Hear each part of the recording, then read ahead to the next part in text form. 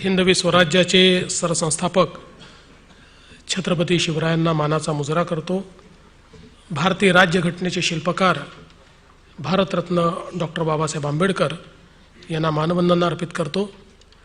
आज आपल्या महाराष्ट्र विधानमंडळाच्या समित्यांच्या संयुक्त उद्घाटन प्रसंगी मंचावर उपस्थित असलेले महाराष्ट्र राज्याचे लोकप्रिय उपमुख्यमंत्री माननीय एकनाथराव शिंदेजी, नुकतेच येऊन गेलेले सभापती राम शिंदेजी, विधानसभेचे अध्यक्ष राहुल नार्वेकरजी, परिषदेच्या उपसभापती नीलमताई गोरे, उपाध्यक्ष अण्णा बनसोडेजी, राज्यमंत्री ॲडव्होकेट आशिष जयस्वालजी, समिती प्रमुख विजय वडेट्टीवारजी, या ठिकाणी उपस्थित श्री जितेंद्र भोळे, श्रीमती मेघना तळेकर, श्री विलास आठवले, सर्वच विविध समित्यांचे अध्यक्ष आणि सदस्य, उपस्थित सर्व विधानमंडळातील माझ्या भगिनी आणि बंधूंनो, आज खरं म्हणजे पहिल्यांदा आम्ही आपली क्षमा मागतो की जवळपास 1.5 तास उशिरा हा कार्यक्रम या ठिकाणी सुरू झाला। मुळातच केंद्र सरकारची संसदीय समिती आली होती आणि त्या समितीने मला आणि शिंदे साहेबांना निमंत्रित केलं होतं आणि समितीच्या अध्यक्षांनी सांगितलं होतं की 20 मिनिटाकरता येऊन जा, आणि मुळात समितीचं कामकाज जवळजवळ 1.25 तास चाललं आणि त्यामुळे आम्हाला इथे यायला उशीर झाला, त्याबद्दल आपली क्षमा मागतो। आज मला अतिशय आनंद आहे की आपल्या या विधानमंडळाच्या समित्यांचं आपण उद्घाटन करतोय आणि आता या समित्यांचं कामकाज हे आपण लवकरच सुरू करू। खरं म्हणजे ज्याचा उल्लेख पूर्ववक्त्यांनी देखील केला, खऱ्या अर्थानं विधानमंडळाचं कामकाज हे विधानसभेच्या किंवा परिषदेच्या सभागृहात चालत नाही, ते कामकाज या समित्यांमध्ये चालतं। कारण सभागृहामध्ये बोलत असताना वेळेचं बंधन असतं, विषयांचं बंधन असतं, त्यामुळे एखाद्या विषयावर अतिशय सखोल अशा प्रकारची चर्चा, मंथन, त्यातनं कुठली तरी दिशा ठरवणं, अशा गोष्टी होत नसतात। दुसरं, आपल्याला कल्पना आहे की सभागृहामध्ये अनेक वेळा पक्षीय आविर्भाव हा मोठ्या प्रमाणात असतो, त्याच्यामुळे बरेचदा जे रिअल इश्यूज आहेत याच्यावर ज्या सखोलतेनं चर्चा झाली पाहिजे ती चर्चा होत नाही। आणि म्हणूनच संसदीय लोकशाहीमध्ये समित्यांची पद्धती सुरू झाली की ज्या समितींच्या माध्यमातनं हे सगळं कामकाज योग्य पद्धतीनं चाललं पाहिजे। आपल्याला कदाचित कल्पना असेल किंवा नसेल, पण या समित्या जेव्हा कामकाज करतात त्यावेळी त्यांच्या कामकाजापुरतं विधानसभा किंवा विधान परिषद कामकाज करते आहे अशा प्रकारचा दर्जा या समितीला त्या ठिकाणी असतो। त्यामुळे या समित्यांना तिथे कामकाज करत असताना एक प्रकारे विशेष अधिकार प्राप्त आहेत। या समितीच्या कामाचं सगळं जे काही अहवाल आहे तो अहवाल ठेवला जातो, याचे रोजचे प्रोसिडिंग्स जे आहेत ते प्रोसिडिंग्स लिहिले जातात, त्या प्रोसिडिंगप्रमाणे तयार होणारे अहवाल याच्यावर विभागाला कारवाई करावी लागते, हे अहवाल विधानमंडळामध्ये त्या ठिकाणी प्रस्तुत होतात। आणि म्हणूनच प्रत्येक समिती एक मिनी विधानमंडळ आहे। विधानमंडळाचं सूक्ष्म रूप म्हणून या समित्यांकडे पाहिलं जातं आणि म्हणून पहिल्यांदा तर आपण हे लक्षात घेतलं पाहिजे की समितीमध्ये काम करायची संधी मिळणं म्हणजे एक मोठी जबाबदारी ही आपल्याला या ठिकाणी प्राप्त झालेली आहे, हे आपण सगळ्यांनी लक्षात घेतलं पाहिजे। मी माझ्या संसदीय किंवा विधानमंडळाच्या कामकाजामध्ये अनेक समित्यांवर काम केलं आणि मला जर विचाराल तर शासन प्रशासन समजून घेण्याकरता समित्यांपेक्षा उत्तम अशा प्रकारची व्यवस्था नाही। आणि एक तुम्हाला माहिती असेल तरी सिक्रेट सांगतो की समितीमध्ये जो उत्तम काम करतो सगळे अधिकारी हे त्याला सन्मान देतात, त्याला त्याची कामं जी आहेत ही लवकर होतात, त्याची कामं कुठे अडत नाही, म्हणजे नुसती चिडचिड करून चालत नाहीत। त्यांना जेव्हा लक्षात येतं की या व्यक्तीला कल्पना आहे, यांनी अभ्यास केलेला आहे आणि हा अभ्यासपूर्ण आम्हाला प्रश्न विचारतो आहे, त्यावेळी निश्चितपणे एक आपलं वेगळी प्रतिमा ही या कमिटींच्या माध्यमातून तयार होते। आणि आपल्याला माहिती आहे प्रत्येक कमिटीचा आपला एक रोल आहे, कुठलीच कमिटी लहान किंवा मोठी नाही। आपण लक्षात घ्या, कुठल्याही समितीमध्ये आपण परिवर्तन घडवू शकतो, कुठल्याही समितीत आपण इम्पॅक्ट करू शकतो। आज आपण बघतोय या ठिकाणी लोकलेखा समिती समजा असेल, ही एक महत्त्वाची समिती मानली जाते। साधारणपणे विरोधी पक्षाचा नेता किंवा विरोधी पक्षातला प्रमुख व्यक्ती हा लोकलेखा समितीचा अध्यक्ष असतो।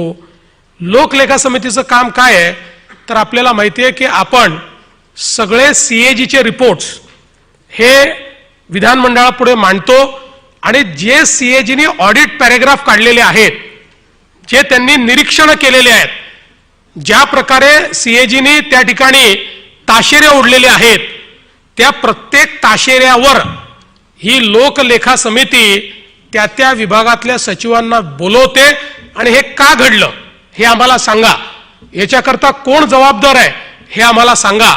अशा प्रकारे त्या ठिकाणी त्याचं पोस्टमार्टम होतं आणि त्यातनं म्हणजे बाबा नुसता CAGचा पॅराग्राफ आला, 2 दिवस पेपरला छापलं, इतक्यापुरते मर्यादित नसतं, तर ते लॉजिकल एंडला नेऊन त्याच्यावरच्या शिफारसी विधानसभेमध्ये मांडण्याचं काम हे लोकलेखा समिती करत असते। आपण बजेट मांडतो, बजेटवर चर्चा करतो, त्याच्यानंतर वर्षभर काय, त्याच्यानंतर सरकारवर आपला अंकुश काय आहे तर आपला अंकुश आहे अंदाज समिती। ही अंदाज समिती जी आहे, ही अंदाज समिती प्रत्येक विभागाने केलेल्या मागण्या आणि त्यांनी केलेला खर्च याचा त्या ठिकाणी लेखाजोखा ठेवतं आणि प्रश्न विचारतं की तुम्ही ही मागणी केली होती, हे पैसे का खर्च करू शकले नाहीत, तुम्ही या संदर्भात काय कारवाई केली, तुमचा एवढा पैसा लॅप्स का झाला, हा पैसा का खर्च करू शकला नाहीत। प्रत्येक कमिटीचं एक वेगळं अशा प्रकारचं काम या ठिकाणी मग पंचायत राज समिती असेल जी आपल्या पंचायत राज इन्स्टिट्यूशन्सवर एक प्रकारचा अंकुश आहे। कारण आपण विचार केला तर पंचायत राज इन्स्टिट्यूशन आहे, जिल्हा परिषद आहेत, पंचायत समिती आहेत, सरकार म्हणून तसं त्यांनी काय खर्च केलाय हे ऑडिटमध्ये आपल्याकडे येतं, त्याच्या व्यतिरिक्त आपल्याला काही माहिती नसतं।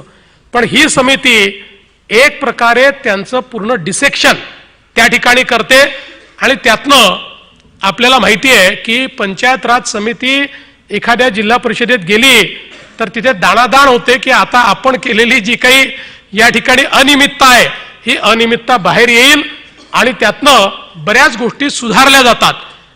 विनंती अर्ज समितीसारखी समिती आहे।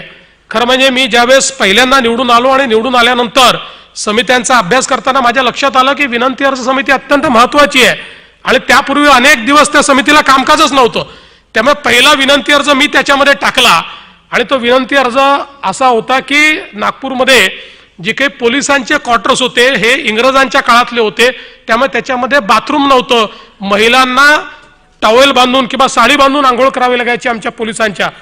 त्याचं मी एक विनंती अर्ज टाकला, उपसभापती त्याचे उपाध्यक्ष त्याचे अध्यक्ष असतात, त्यांना विनंती केली आणि त्यांनी पहिल्यांदा कमिटी समोर मला प्रेझेंटेशन करू दिलं। स्लाइड्स तेव्हा असायच्या, स्लाइड्सचं प्रेझेंटेशन मी केलं आणि कमिटीने निर्णय करून त्यावेळी अशा प्रकारच्या सगळ्या क्वार्टर्सला नवीन क्वार्टर बांधले पाहिजे, पैसे दिले पाहिजेत, अशा प्रकारचा त्या ठिकाणी त्याचा निर्णय केला। किंवा याच विनंती अर्ज समितीमध्ये मी एक विनंती अर्ज केला होता की झोपडपट्टीमध्ये राहणाऱ्या लोकांना मालकी हक्काचे पट्टे मिळाले पाहिजे आणि त्याचा पाठपुरावा करून त्या विनंती अर्ज समितीच्या रिपोर्टवर पहिल्यांदा महाराष्ट्र सरकारने एक सुस्पष्ट असा GR काढला आणि झोपडपट्टीतल्या लोकांना मालकी हक्काचे पट्टे मिळाले। मला अजूनही आठवतं की वर्षानुवर्ष नॉन क्रिमी लेअरची OBCची मर्यादा 1 लाख रुपये होती। मी समितीचा उपयोग करून समितीच्या माध्यमातून रिपोर्ट आणला आणि ती 1 लाखावरनं 2.5 लाख केली, जी आज 8 लाख रुपये आहे। त्यामुळे या कमिट्या ज्या आहेत या अतिशय इफेक्टिव्हली आपण या ठिकाणी यूज करू शकतो, यातनं मोठं ट्रान्सफॉर्मेशन आपण घडवू शकतो। यातनं शेवटी विधानमंडळ आणि सरकार या दोन वेगळे चाक आहेत। विधानमंडळ जे आहे हे सरकारवर अंकुश ठेवण्याकरता आहे, सरकार कुठल्याही परिस्थितीत अनिर्बद्ध नाही वागलं पाहिजे याकरता हे विधानमंडळ आहे आणि या समित्या म्हणजे या संपूर्ण प्रशासनावरचा अंकुश आहे आणि म्हणूनच या समितीचं महत्त्व आपण समजून घेतलं पाहिजे। एक गोष्ट या निमित्ताने मला आपल्याला सांगायची आहे, मध्यंतरीच्या काळामध्ये अशी पण एकदा वेळ आली की समित्या बरखास्त करून टाका, आणि वेळ का आली तर ती समितीचे अध्यक्ष किंवा सदस्यांच्या वागण्यामुळे आली. दुर्दैवाने आपल्या अधिकाराचा दुरुपयोग करून काहींनी ब्लॅकमेलिंग चालू केलं, आपल्या अधिकाराचा दुरुपयोग करून काहींनी वेगवेगळ्या प्रकारच्या मागण्या सुरू केल्या, आणि मग विधानमंडळाची इतकी बदनामी की कमिटी ज्या गावात गेली तिथल्या पेपरमध्ये कमिटीच्या विरुद्ध यांनी हेच मागितलं, त्यांनी तेच मागितलं, यांनी इथेच जेवण केलं, इतक्या निगेटिव्ह बातम्या यायला लागल्या की शेवटी अशी वेळ आली होती की कमिटी पद्धत बरखास्त करा.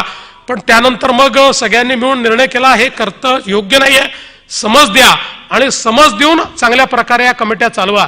त्यामुळे या नवीन समित्यांकडनं आणि समितीच्या अध्यक्षांकडनं माझी अपेक्षा आहे की या कमिट्या सरकारवर अंकुश ठेवण्याकरता आहे, या समित्या सामान्य माणसाला दिलासा देण्याकरता आहे, याचा दुरुपयोग होणार नाही अशा प्रकारचं आपण सगळ्यांनी खात्री केली पाहिजे, अशा प्रकारची आपली वागणूक असली पाहिजे. या समित्यांच्या वर्तनातून निगेटिव्ह बातम्या तयार होणार नाहीत अशा प्रकारचा प्रयत्न आपण केला पाहिजे. मग अशी अध्यक्षांनी एक पॉप्युलर डिमांड आपल्यासमोर ठेवलेली आहे. खरं म्हणजे वर्षानुवर्ष समित्यांचे दौरे होतातच, देशात वेगवेगळ्या राज्यांमध्ये होतात, आणि समित्यांच्या दौऱ्यांचा सगळ्यात मोठा फायदा असा आहे की त्यातनं विविध पक्षांचे जे समितीतले सदस्य आहेत यांची मैत्री तयार होते, त्यांचं एक बॉन्डिंग तयार होतं जे जन्मभर राहतं, आणि म्हणून हे दौरे अतिशय महत्त्वाचे असतात. वेगवेगळ्या ठिकाणच्या गोष्टी शिकता येतात.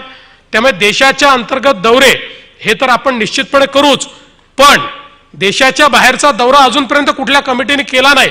पण तरी अध्यक्ष महोदय आमची तयारी आहे, पण त्याला एक रायडर आहे.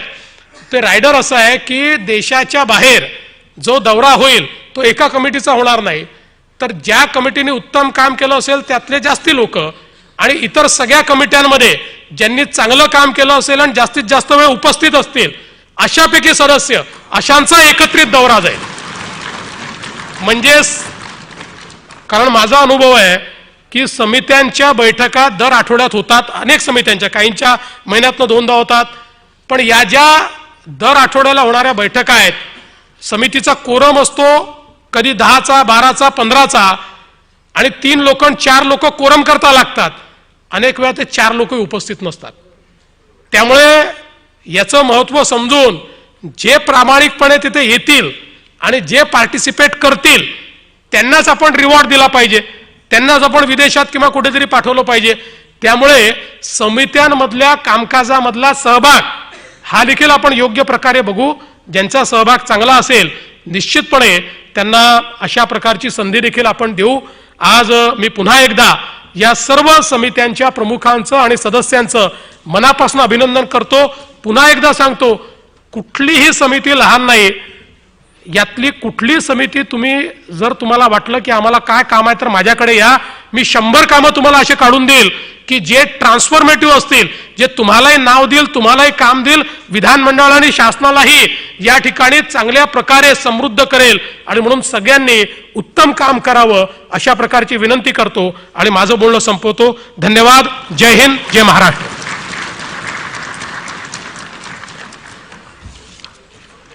धन्यवाद मुख्यमंत्री महोदय. समिती पद्धतीलाही मुख्यमंत्री साहेबांनी इन्सेंटिव्ह योजना या ठिकाणी जाहीर केली. यानंतर माननीय उपाध्यक्ष महोदय अण्णा बनसोड साहेब यांना विनंती करतो की त्यांनी आजच्या या सुंदर सोहळ्याचं आभार प्रदर्शन करावं.